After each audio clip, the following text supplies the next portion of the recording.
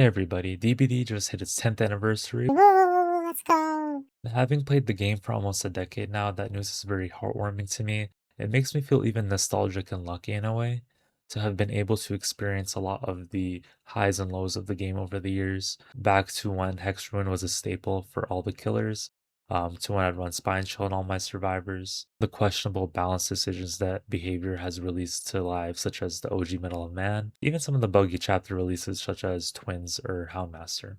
To now, the present day where Behavior has managed to collect an impressive number of horror IPs to add to their roster, and even managed to get Jason Voorhees from the iconic Friday the 13th franchise for their 10th anniversary. Make no mistake, I'm not blinded by nostalgia, and in fact, I actually think the game's in the best state that's ever been in. We recently had the anniversary stream, and I can read the room.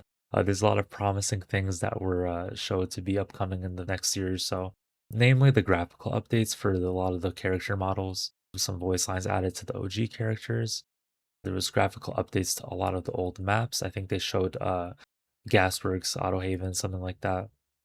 Also, the dynamic weather really has a chance to shake things up from a gameplay and ambience perspective. Another game I play, Hunt Showdown, has different weather conditions as well, and it really shakes up the match from day to day.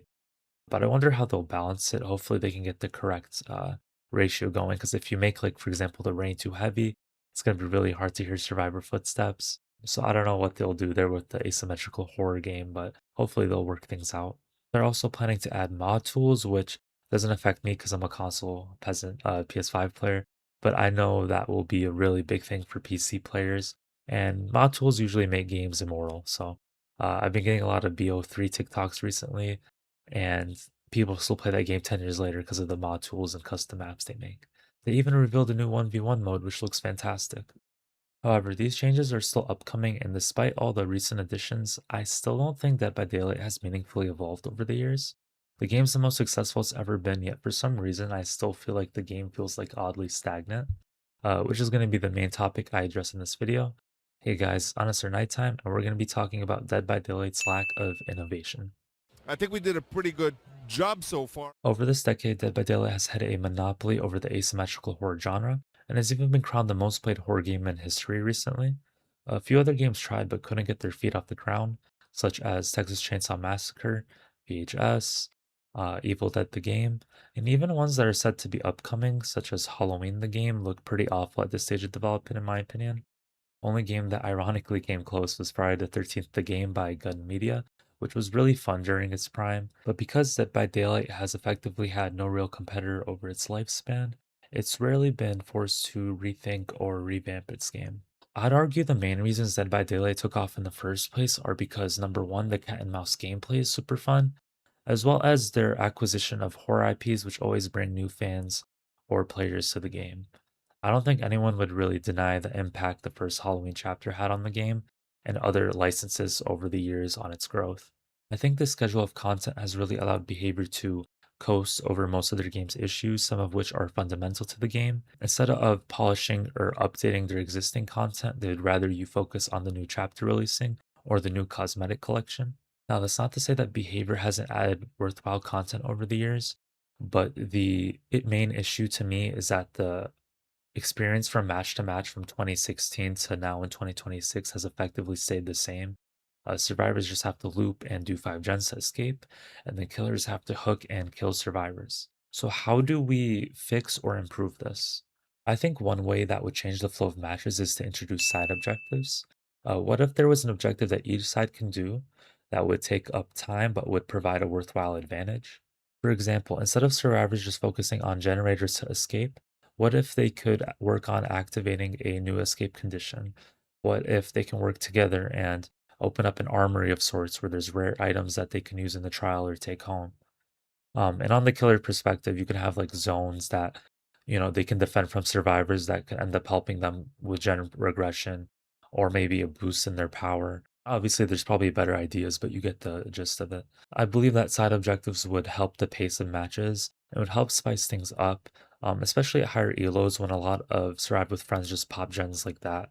They already did something similar with boons and scourge hooks where you kind of take a little bit of time, but instead of tying these features to perks, why don't we make it base game and implement it in a meaningful way? And you can also take features from previous events, such as, for example, the blood generators, um, the like alternate realm you can go to during the bone shell event. These are fun features that I believe could be beneficial to re-add into the game. Another thing that Behavior has done, and I hope will continue to do, is to add more game modes to the game. Obviously, start off with more whimsy game modes such as Lights Out, My Little Oni, but I believe adding a fun mode in rotation would really help break away the monotony of the gameplay. The big elf in the room is obviously 2v8, whose popularity really can't be understated. And it also really helped introduce new mechanics such as the class system or remote hooking, which is great for a casual, more laid back audience. And honestly, at this point, I mean, they've added it and removed it so many times. There's probably like 7 iterations. I think it would actually be better for the game's health if they just kept it permanently.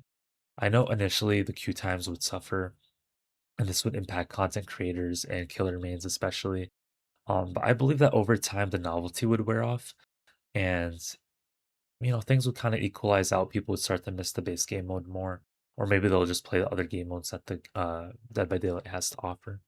They also recently revealed a 1v1 game mode, which is kind of like a 1v1v1 game mode.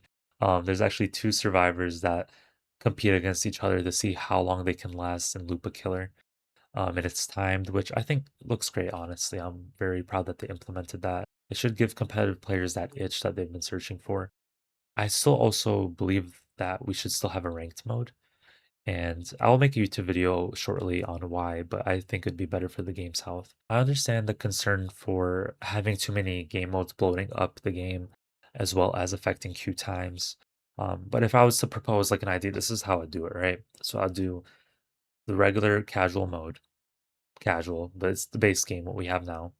I'll do a competitive mode, so either the 1v1 system or a ranked mode where you can balance things separately from the casual mode and maybe even do like picks and bans or map votes, pipe dream. Then I would do a party mode, a party games mode. So this would just be the fun modes, right? So I'd actually keep 2v8 in there permanently. And then the other mode I'd have in there is something on rotation, right? You can do lights out, you can do chaos shuffle, which I love. Um, and then you can keep retrying new modes and just throwing shit at the wall and seeing what sticks. And then the last mode, I just do the custom games, right? That is how I would propose things. And I think that would be more than enough. Now, those options require more effort, but there's still easier ways to make matches feel less stale and shake things up from game to game. And honestly, I find it really inexcusable that Behavior has not done any balance changes recently, or barely does it at all. Um, We've gone maybe 3 or 4 patches now without any killer or perk changes. And for a game so popular and so bloated with underused perks, it really is disheartening to see Behavior not even attempt to update and make a lot of these perks usable. And it goes back to what I said earlier. They'd rather just keep adding content, and they'd rather you keep flipping through your perk pages, all 10 pages, versus just keep updating their already existing perks and making them more meaningfully upgraded. They've had very few updates which would shake up the meta. For example, patch 9.1 was just like a full set of perk reworks. And honestly, I prefer these updates more than just a new chapter releasing.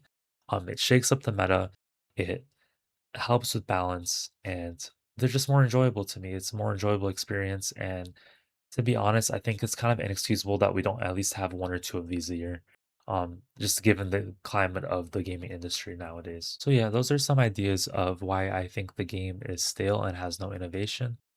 There's other things I want to talk about probably in other videos. I plan on making like I mentioned earlier, a ranked mode video, and I already actually wrote the script for that. And I want to tie in, which kind of has a little bit to do with this video, but I want to put in that one. A part of the reason the game also feels stale is like there's a lack of meaningful rewards. I just think blood points aren't enough anymore as a longtime player. So that's something I'm going to include in that one. But yeah, I hope you guys enjoyed the video. As always, sorry for the long break. I just have not been motivated to make content. Been a lot of life stuff going on recently. But I hope you guys enjoy the anniversary chapter. And Jason's been a whole lot of fun to play, so I expect probably a video on him if I have the time. I'm also working on a Sinking City review, which has taken me over a month. Just editing 35 hours worth of content is not an easy task, but Yeah, hope you guys enjoy and take it easy.